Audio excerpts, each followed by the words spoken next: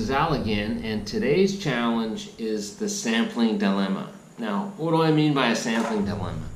So for many of us in the B2B space that sell maybe highly engineered or large solution type products, we've run into situations where sampling is an important part of the process. And of course, if your product is part of a larger system, it is critical to get into the design process so that you can be designed into that solution.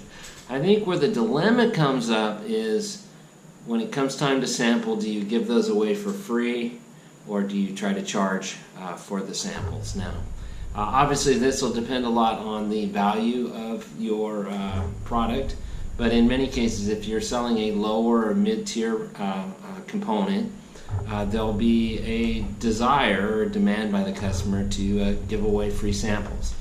And I've found in many industries a lot of the competitors and people that you will run into are willing to do that.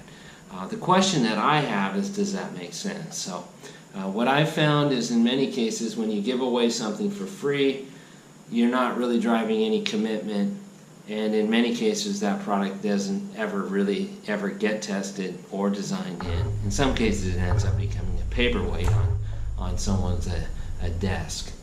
So that is really the dilemma. Should you give away samples?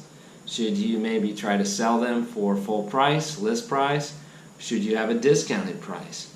And if you give them away, should you try to get something in return? Maybe information on another project or ideas on how you might cooperate in other areas with your customer.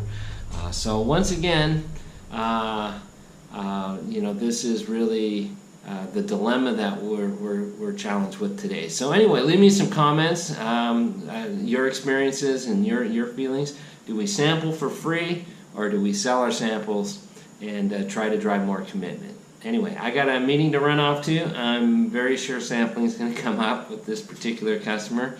So good luck with your sales and talk to you next time. Cheers. Bye.